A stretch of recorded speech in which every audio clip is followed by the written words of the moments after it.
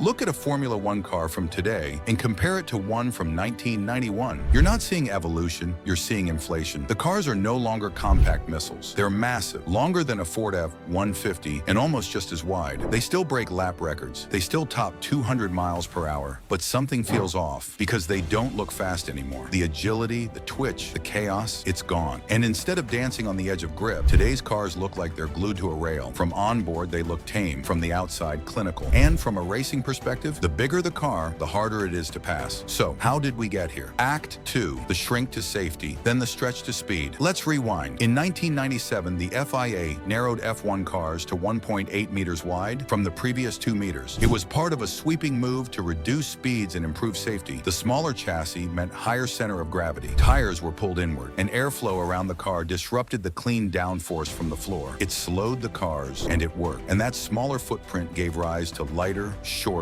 more agile machines. Cars danced through corners. Drivers wrestled for control. They looked like beasts begging to break free. Then came 2017, and F1 made a U-turn. The width returned to 2 meters. The cars got wider, grippier, more stable. It added visual drama, but with it came consequences. The cars became harder to overtake, especially on narrow circuits like Monaco. Wider cars blocked more space, leaving fewer overtaking windows. And suddenly, F1 became a war of strategy instead of a war on track. Act 3, the unregulated growth spurt. But it wasn't just width, it was length, and it grew uncontrollably. There's no formal regulation on maximum car length, so teams pushed it, and pushed it hard. Why? Because with a longer wheelbase, they could increase aerodynamic surface area. They could separate front and rear aero more cleanly, increasing downforce efficiency. Mercedes, for example, runs some of the longest wheelbases in F1. More space means better packaging, lower center of gravity, less rake, and more airflow to manipulate. But that also comes with a price. Longer cars are slower to rotate in tight corners, less agile, less reactive, which is why Red Bull, by contrast, runs a shorter wheelbase. Their philosophy: trade top speed stability for sharper handling, and it works. But both teams are dealing with the same reality. Formula One cars are getting bigger, and it's not entirely by choice. AC4, the hybrid era, beauty and the beast. In 2014, Formula One didn't just change engines, it changed philosophy. Gone were the screaming V8s. In came the turbo hybrid power units, engineering masterpieces that delivered brutal power with surgical efficiency. But they came with baggage, literally. MGUK, MGUH, batteries, complex wiring looms, cooling systems, converters, turbochargers, intercoolers, all that tech had to go somewhere. So what did teams do? They stretched the cars, lengthened the chassis, and just like that, the wheelbase began to swell year after year. Red Bull, McLaren, Ferrari, even the short wheelbase innovators, all were forced to adapt because no matter how advanced the power unit, physics needed space. Act 5, safety, survival, and the weight of progress. F1 didn't just gain size, it gained mass. In the pursuit of safety, innovation added weight. The survival cell,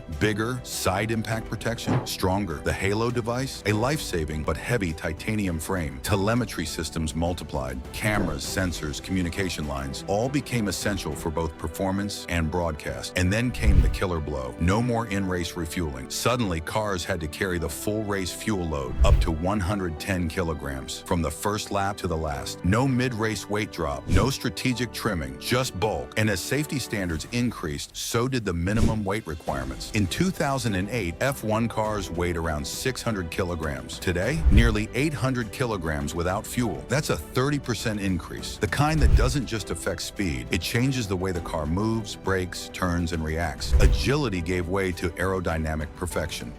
Lightness was sacrificed for survival and software. Act 6, Aero Wars. Longer, lower, louder. But safety wasn't the only reason for this mass migration. Aerodynamics, the invisible force, became the most powerful weapon on the grid. With more length, teams could shape the airflow with surgical precision. Longer wheelbases meant longer floors. Longer floors meant more space for vortex generators, venturi tunnels, barge boards, diffuser tuning. The car became a flying wind tunnel. Mercedes, the kings of long wheelbase design, used this advantage to dominate the hybrid era. Lower rake, cleaner flow, monstrous rear downforce. Meanwhile, Red Bull stuck to a shorter wheelbase, high rake concept. Better in tight corners, faster rotation, but harder to balance across a wide range of tracks. And that's the paradox. To win in Formula One, you have to stretch the machine to its legal limits. But to entertain, you need the chaos that only smaller, nimbler cars can offer. Act 7, the tipping point. Can we go back? By 2021, Formula One cars had evolved into monsters. Longer than a Ford F-150, wider than many city streets, heavier than ever. Lap times were fast, sure, but the drama, the visual edge, the raw danger, gone. Drivers weren't wrestling the cars anymore. They were piloting spaceships glued to the tarmac by hundreds of kilos of invisible downforce, and that started a conversation. Have we gone too far?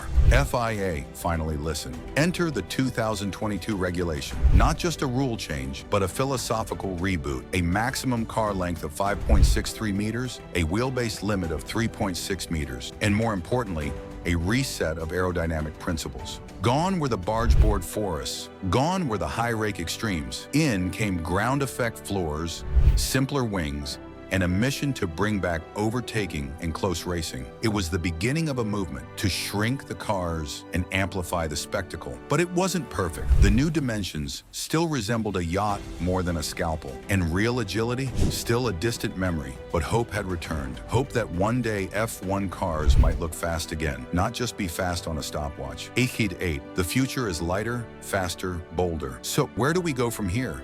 Can Formula One really bring back the thrill of nimble, raw machines without sacrificing the tech, safety, and spectacle we've come to expect? The answer lies in what F1 chooses to prioritize next. Indy cars do it. Le Mans hypercars do it. MotoGP thrives on minimalism. What's stopping F1? Right now it's regulation, but also philosophy. If the FIA dares to cut back, reduce car weight, simplify hybrids, rethink fuel limits and storage, prioritize aero-neutral racing, then suddenly we'll see shorter wheelbases, smaller chassis, faster reacting cars, and drivers fighting again, not just managing tires and battery levels. There's already talk of reducing car weight in the next era. Battery tech is evolving, and with sustainable fuels on the horizon, maybe, just maybe, the hybrid complexity can be trimmed down. Because ultimately, F1 isn't about who has the biggest engine or longest car. It's about the battle, the speed you can see, the adrenaline fans can feel, and we believe that with the right push, F1 can return to its roots without losing its edge. Smaller cars, bigger hearts, real racing, ending echo, time to shrink for greatness. The cars may be huge today, but the greatest stories in Formula One were never about size. They were about skill, savagery, soul. If F1 wants to recapture that lightning in a bottle feeling, where every corner is war and every pass is personal, then it needs to go smaller, not in ambition, but in dimensions. Let the drivers drive, let the cars dance, let the fans remember why they fell in love in the first place. Because fast isn't just about numbers, it's about what it feels like. Call to action. Do you think modern F1 cars are too big? What era had the best balance between speed and spectacle? Comment below with your take. Subscribe for our next documentary, The Secret Aerodynamics War Nobody Talks About. And as always, thanks for watching.